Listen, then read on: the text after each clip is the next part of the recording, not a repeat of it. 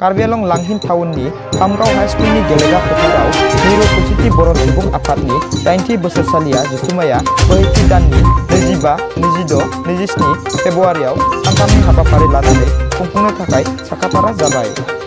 लोगोसेयैनो बे हाबाफारिखौ खुंफुंनो थाखाय कार्बि आंलं लांहिन खौसेथि बर' सुबुं आफादनि गोख्रों नाजानायाव खामानिफोरा 80% बारा आवगायबाय। मख'जाथाव दि बे हाबाफारियाव बांलादेशनि बर' आरो नेपालनि बर' आरो मेघालयनि बर' आरो अरुणाचलनि बर' आरो दाब दाब जायगायाव थानाय बर'फोरा बे हाबाफारियाव जागायनायनिफ्रायनो बाहागो लागोन। दानिया फै कार्बि आंलं लांहिन खौसेथि बर' सुबुं आफादा खौरांगिरिनि सिगाङाव मा फोरमायदों मिथिना लानि।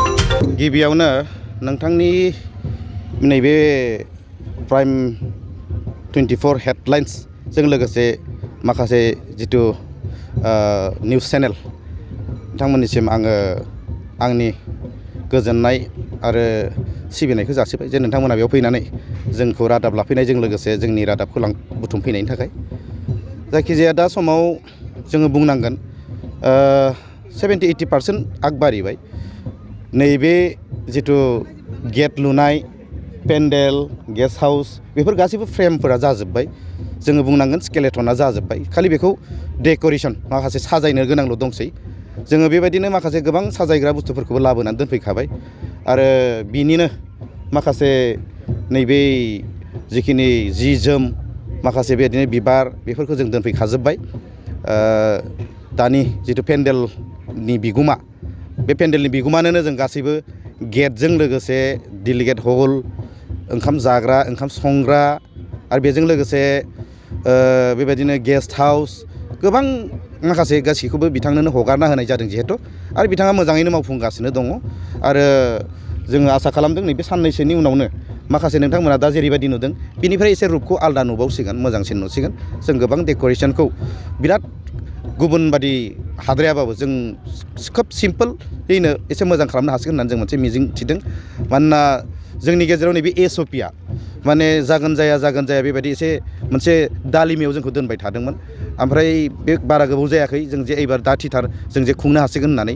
ओंखायनो जों बे खम समायनि गेजेराव जों मोनसे जुद्ध दिहिं खामानि मावनो गोनां बाध्य जादों। दा जायखिजाया जोङो अब्लाबो जोंनि जितु मावनो गोनां माखासे हाबाफारि बे उइदिन माने फिउ डेज बे मोजाङैनो ओंखारहैसिगोन होननानै जोंहा मोनसे आसा दङ। आरो बेयाव मा खेलखौ नोंथांमोना गेलेहोनो लानाय जादों? खेल हिसाबै जोङो गिबियावनो भलिबल बादायलायनाय। बे भलिबल बादायलायनायनि थाखाय जोङो गासैबो जिल्लाफोरनो जोंनि मिरु आफादनि गेलेमु नेहाथारि बिथाङा बयनोबो बिदिनो फोरमायहरखाबाय जे 24 फेब्रुवारि खालि गासैबो सौफैनांगौ। 25निफ्राय फुंनिफ्राय जों खेलखौ होगोन। 25नि फुंनिफ्राय जों खेलखौ होगोन। बे 25 फुङाव खेलखौ होगोन जिहेतु, ओंखायनो 24नि मोनायाव बिथांमोनखौ जोङो गासैखौबो लेंहरजोब्बाय। 24आव बिथांमोना हर थानानै जोङो जानाय लोंनायनि बिथांमोननि थाखाय बेबस्था, थानायनि बेबस्थाखौ जों खालामगासिनो दङ। ओंखायनो बिथांमोना 24नि मोनायाव फैनांगौ। आरो बेजों भलिबलजों लोगोसे जोङो मोनसे जोंनि ट्रेडिसनेल गेम, जाय गेमखौ जोंनि बर' हारिफोरा एसे बावलांनो हमबाय, गेलेला, गिला खेलबो दङ जोंनि गेजेराव दा बर्थमान। जों जिहेतु देग्लायसो प्रथमबार बे मा होनो जोंनि UBPआव माने प्रथमबारनि थाखाय जोङो माने बिदि बादायलायनाय एबा गेम्स बेखौ लाजेनदों, गेलेनाय माखासे आयदाखौ जों लाजेनदों। ओंखायनो जोङो बाराद्राय बुरजा बेबायदि आयदा लाथ'नो हायाखै बा लाथ'वाखै। जोङो नायग्रोनो नागिरदों देग्लाय फार्स्ट टाइम। जोङो बुंनांगोन गेलेनाय आरो लिटारेरि माखासे बादायलायनाय बे जोंनि नैबे कार्बि आंलंआवनो जोङो दा दिनै मोनसे जारिमिनारि होननांसिगोन, जिहेतु जोंनि बेयावनो जागायजेनदों। आरो आं आगोलावबो बुंबाय थादों जे जोंनि कार्बि आंलंआव जितु दिनै बे कनफारेन्स बा सेसन जानो थांदों, बे मोनसे जारिमिनारि मोनसे कनफारेन्स आरो सेसन। मानोना जोङो BKWSC मोनखांनायनि उनाव प्रथमबारनि थाखाय बा प्रथम खेबनि थाखाय नैबे माने मा होनो सेसन एबा कनफारेन्स बेनो।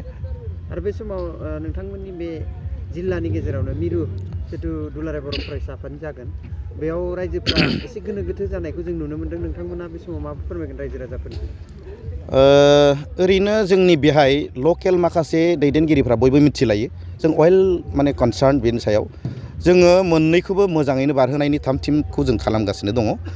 मोननैबो माने जुद्ध दिहिं मोनसे प्रसेस, मोनसे जिखिनि हाबाफारि बेखौ आवगायगासिनो दङ।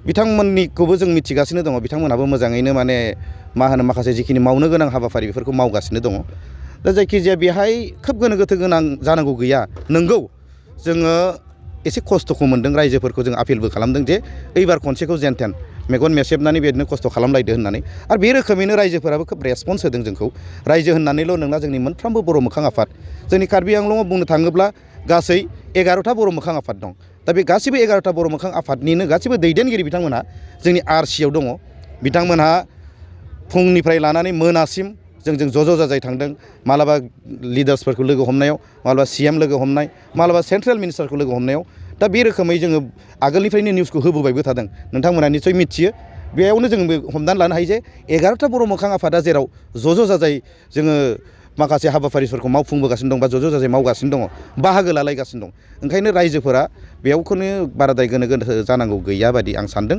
आरो खस्थ'खौ जों जिहेतु बुजिलायखाबाय जों रायलायखाबायबो आइ आफा गामबुरा बिदिनो रायजो राजा गामिनि दैदेनगिरि बिथांमोनाव जों थाङै थाङै बुंदों जे एबार जोङो एसे माखासे समनि थाखाय मा होनो माखासे खामानिनि थाखाय एसे टाइम होलायनांसिगोन जिहेतु जोंनि गेजेराव मोननै मिरु आफादनि कनफारेन्स जानो थांगासिनो दङ जोङो गुबुन समफोराव बेबायदिनो जिल्लानि माखासे कनफारेन्स खुंफुङो बेयावनो जथेस्थ' जोङो माने खस्थ' लानांगौ जायोबा कनफारेन्स जानो थांगासिनो दङ जोङो गुबुन समफोराव बेबायदिनो जिल्लानि माखासे कनफारेन्स खुंफुङो बेयावनो जथेस्थ' जोङो माने खस्थ' लानांगौ जायोबा खस्थ' भुगिनांगौ जायो दानि समाव जों जिहेतु गिदिर मोननै मिरु आफादनि कनफारेन्स खुंनो थांदों दा बिनि थाखाय नोंथांमोनहा जोंखौ एसे सहाय खालामलायदो होननायाव बिथांमोनहा खोब पजिटिभलि जोंखौ सहायबो होगासिनो दं जोंनि गेजेराव माइरं सफैनांगौ माइरङा सफैगासिनो दं जोंनि गेजेराव जिखिनि रां एसे अनसुंथाइ जों बिलायलायदों बेखौबो बिथांमोनहा खोब सापर्ट खालामलायनानै बिथांमोनहा खोब माने गोसो मोजाङै गोसो गोथारै होफैगासिनो दङ बेबायदिनो जागासिनो दङ